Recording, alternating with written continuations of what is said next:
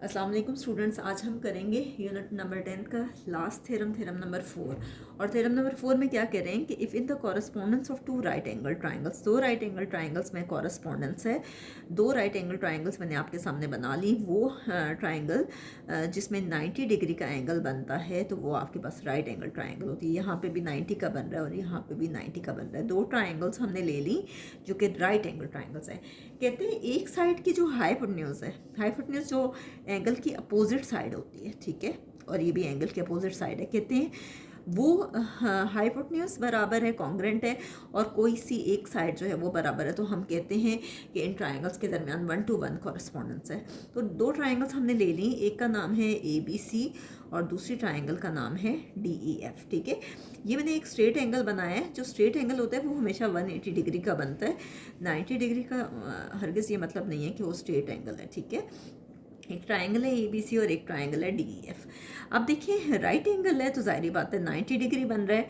Angle B किसके बराबर है? एंगल E के। और ये राइट एंगल है, राइट एंगल्स मीन्स कि ये आपके पास कितना है? 90 डिग्री है, ठीक है। इसके बाद क्या है कि हाइपोटेन्यूज इसकी भी, इस ट्राइंगल की भी और इस ट्राइंगल की भी, दोनों आपस में कॉन्ग्रेंट हैं। तो क्या है? CA is congruent to FD। दोनों की हाइपोटेन्यूज बराबर है, जिस पे मैंने टिक की है, ठीक है। इसके बाद कह रहे हैं कि and one side of one triangle, और कोई सी एक साइड, तो यहाँ पे जो साइड ले रहे हैं वो है AB और इस साइड पे है DE। कहते हैं कोई सी एक साइड, तो AB किसके बराबर है? DE के। अब कहते हैं कि अगर ये तीन बातें प्रूफ हो जाएं, ठीक है, तो हम कहेंगे कि ये ट्राइंगल्स कॉन्ग्रेंट हैं, यानी इनमें 1-to-1 कॉरस्पॉन्डेंस है। तो हमने साबित क्या करना है कि इनमें 1-to-1 कॉरस्पॉन्डेंस है, यानी ये दोनों ट्राइंगल्स जो हैं वो कॉन्ग्रेंट हैं। हमने ये प्रूफ करना है कि triangle ABC is congruent to triangle DE and F। Congruent के लिए ये वाला सिंबल होता है जैसे मद्दा का होता है, ठीक है। नेक्स्ट है कंस्ट्रक्शन। बाज़ों का थ्योरम को प्रूफ करने के लिए हम कुछ एडिशन करते हैं और उस एडिशन के लिए हम वहाँ कंस्ट्रक्शन के स्टेप्स करते हैं। तो क्या है? कहते हैं प्रोड्यूस FE, यानी FE को बढ़ाएं, ठीक है। कहाँ तक बढ़ाना है? पॉइंट M तक।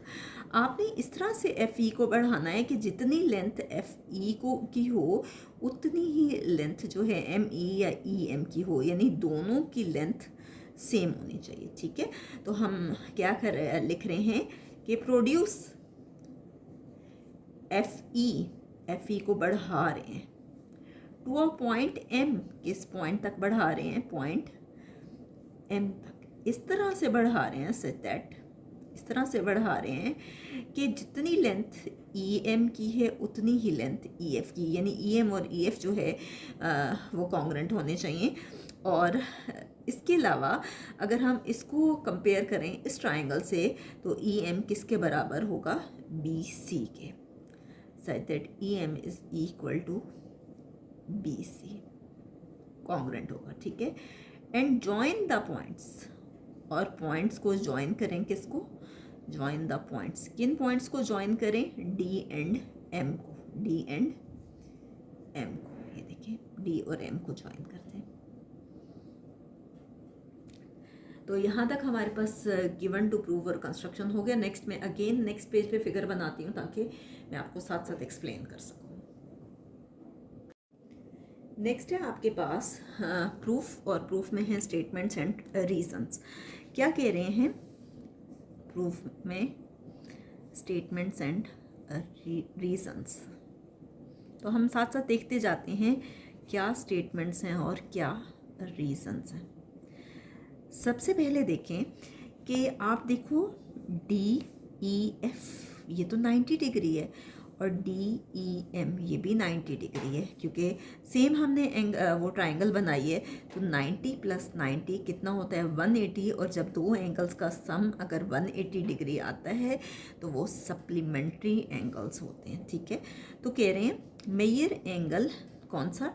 DEF। जिस पॉइंट पे एंगल बनता है वो हमेशा दरमियान में आता है। Measure angle DEF plus measure angle DEM। हमने एक ये लिया और ये लिया, ठीक है। DEF और DEM ये दोनों किसके बराबर आए, 180 डिग्री के, क्योंकि दो एंगल्स का सम जब 180 डिग्री आता है तो वो कौन से एंगल्स होते हैं, supplementary angles.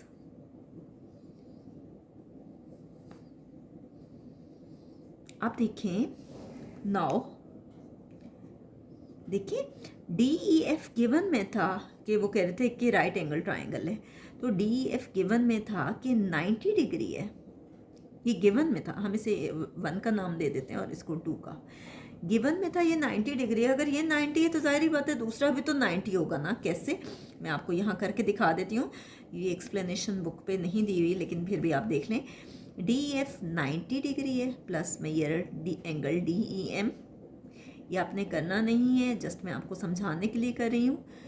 Mayor angle D E M, ये 90 डिग्री दूसरी साइड पे जाएगा तो 180 डिग्री, ये प्लस है, दूसरी साइड पे जाके क्या हो जाएगा माइनस, 180 में से 90 माइनस करें तो 90 डिग्री। तो उन्होंने यहाँ पे लिख दिया डायरेक्टली कि measure angle D E M 90 degree, और कह रहे हैं कि ये कहाँ से आया है, फ्रॉम 1 and 2। और उन्होंने ये दोनों स्टेप्स जो हैं वो नहीं किया हुआ है, ठीक है। ये जस्ट मैंने आपको समझाने के लिए किए हैं, बेशक अगर आप कर देते हैं तब भी अच्छी बात है, अगर नहीं करते तो तब भी कोई इशू नहीं है। नेक्स्ट ले रहे हैं दो ट्राइंगल्स में कॉरेस्पॉन्डेंस, कौन कौन सी, एक ट्राइंगल है ए बी सी और दूसरी ट्राइंगल है डी ई एम। मैं उस पर टिक करके आपको सिखाती हूँ। एक ट्राइंगल ये है ए बी सी और दूसरी ट्राइंगल है डी ई एम। अब देखिए कि इसमें क्या है, बी सी ये वाली साइड ई एम के बराबर है, और ये कहाँ से आया था, पहले तो हमारे पास ई एम था ही नहीं, ये कहाँ से आया था हमारे पास, कंस्ट्रक्शन से, ये हमारे पास कंस्ट्रक्शन से आया था। नेक्स्ट है जी, एंगल बी बराबर है एंगल ई के, ठीक है। बी किसके बराबर है, ई के, लेकिन हम तो जो जिस ट्राइंगल से कंपेयर कर रहे हैं वो ये वाली है, तो क्या होगा कि यहाँ पे तो एंगल बी आएगा, लेकिन ये डी ई एम ये वाला एंगल आएगा, क्योंकि जिस पॉइंट पे एंगल बनता है वो हमेशा दरमियान में आता है। हमने डी ई एफ क्यों नहीं लिया, क्योंकि हम उस ट्राइंगल को डिस्कस नहीं करें, हम डी ई एम को डिस्कस करें, तो angle B D E M होगा। और ये किसके इक्वल है, each angle equal to 90 degree, उन्होंने रीज़न में ये लिखा है इक्वल टू 90 डिग्री, तो वाकई में ऐसा है कि बी पे एंगल 90 डिग्री है तो ई पे भी तो 90 बन रहा है, ठीक है। और देखिए आगे ए बी किसके बराबर है, ये साइड ए बी किसके बराबर है, इस साइड के डी ई के, A B is congruent to D E, और ये कहाँ से आया था, गिवन से, ये हमने खुद से नहीं लिखा, ये दिया गया था गिवन है, ठीक है। तो अब देखिए तीन बातें प्रूफ हो गई, जब तीन बातें प्रूफ हो गई तो ये कॉरेस्पॉन्डेंस का सिंबल हट के कौन सा लग जाएगा, कॉन्ग्रेंट का। Triangle A B C is congruent to triangle D E M, तो इसको कह सकते हैं side angle side postulate, side angle side postulate. Next हम करते हैं, नेक्स्ट है आपके पास कि एंगल सी किसके इक्वल है, एंगल एम के। तो वाकई में ऐसा है, ए डी के इक्वल है, बी ई के, और सी एंगल एफ के बराबर है, तो सी किसके इक्वल आएगा, एंगल एम के, ठीक है। तो हम कह सकते हैं कि corresponding angles of congruent triangles।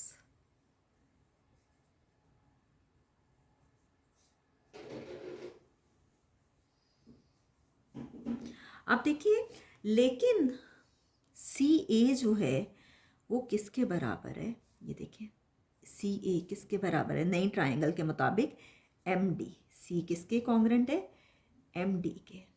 अगर एंगल्स कॉन्ग्रेंट है तो जाहिर बात है साइड्स भी तो कॉन्ग्रेंट होंगी ना। ये साइड किसके बराबर है, इस साइड के सी ए एम डी के इक्वल है, तो हम कहेंगे corresponding sides of congruent triangles. जब दो ट्राइंगल्स आपस में बराबर हों तो उसकी हर साइड बराबर होती है और हर एंगल बराबर होता है, तो इसलिए कह रहे हैं कि corresponding sides of congruent triangles. अब देखें बट लेकिन सी ए तो एफ डी के बराबर था और ये हमें दिया गया था गिवन में हमें कह रहे थे कि इसकी हाइपोटेन्यूज इस ट्राइंगल की हाइपोटेन्यूज के बराबर है, इस वाली ट्राइंगल की। तो सी ए जो है वो एफ डी के बराबर है और ये तो दिया गया था गिवन में।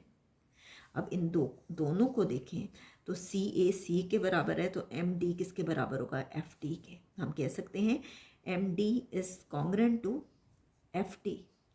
और ये कहाँ से आया, each is congruent to C A. दोनों जो हैं वो किसके बराबर हैं, सी ए के।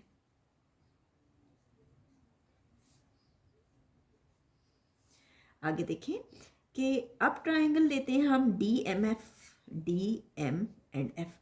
इस पूरी ट्राइंगल को जिस पे मैंने टिक किया, इस पूरी ट्राइंगल को, होल ट्राइंगल को ले रहे हैं, ठीक है, डी एम एफ को। एंगल सी, एंगल एफ किसके बराबर है, एंगल एम के। हमने थोड़ी देर पहले किया कि एंगल एफ किसके बराबर है, एंगल एम के। कैसे, अगर एफ डी और एम डी बराबर होंगे, दोबारा देख लें, अगर एफ डी और एम डी बराबर होंगे, ये साइड और ये साइड अगर ये दोनों बराबर होंगे तो ज़ाहिरी बात है कि इनके एंगल्स भी तो बराबर होंगे ना। एंगल सी किसके बराबर होगा, एंगल एफ के। अगर ये साइड इस साइड के बराबर है तो ज़ाहिरी बात है कि जो कॉरस्पॉन्डिंग एंगल्स होंगे वो भी तो बराबर होंगे। एंगल एफ किसके बराबर होगा, एंगल एम के। लेकिन हमने थोड़ी देर पहले किया कि एंगल सी बराबर है एंगल एम के। हमने थोड़ी देर पहले प्रूफ किया, ये देखें, angle C is congruent to angle M, ये हमने प्रूफ किया। तो आप देखें अगर एम एम के इक्वल है, इन दोनों को देखें, एम एम के इक्वल है तो एफ किसके बराबर होगा, सी के, या सी किसके बराबर होगा, एफ के। एक ही बात है, एम अगर एम के इक्वल है तो सी किसके बराबर होगा, एफ के। और ये कहाँ से आया, each is congruent to angle M.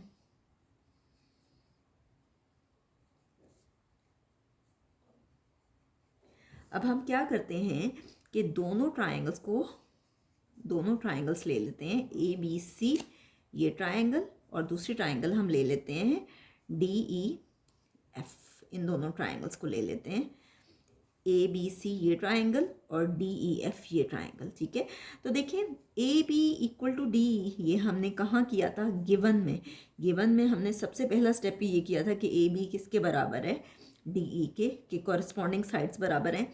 हमने गिवन में किया था कि एंगल बी बराबर है एंगल ई के, और हम इसको कह सकते हैं ए बी सी और इसको कह सकते हैं डी ई एफ, ठीक है। ये भी हमने गिवन में किया था।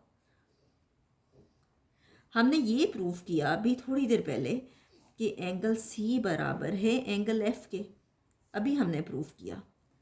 तो देखें एक साइड बराबर आई, ये एंगल बराबर आया, ये भी एंगल बराबर आया, तो हम कह सकते हैं side angle is congruent to side angle. तीन बातें प्रूफ हो गई ना, तो इसका मतलब है कि side angle is congruent to side angle. इन दोनों ट्राइंगल्स में 1-to-1 कॉरस्पॉन्डेंस शो हो गई है। हम कह सकते हैं कि ए बी सी बराबर है डी ई एफ के। हमें यही प्रूफ करना था ना कि जब दो ट्राइंगल्स जो हैं, अगर एक ट्राइंगल की हाइपोटेन्यूज और दूसरी ट्राइंगल की भी हाइपोटेन्यूज और इसकी जो कॉरस्पॉन्डिंग साइड्स अगर बराबर हों तो वो ट्राइंगल्स कॉन्ग्रेंट होती हैं। तो ये चीज़ हमने प्रूफ करके आपको दिखा दी। नेक्स्ट हम इंशाल्लाह यूनिट नंबर 11 के थ्योरम्स करेंगे।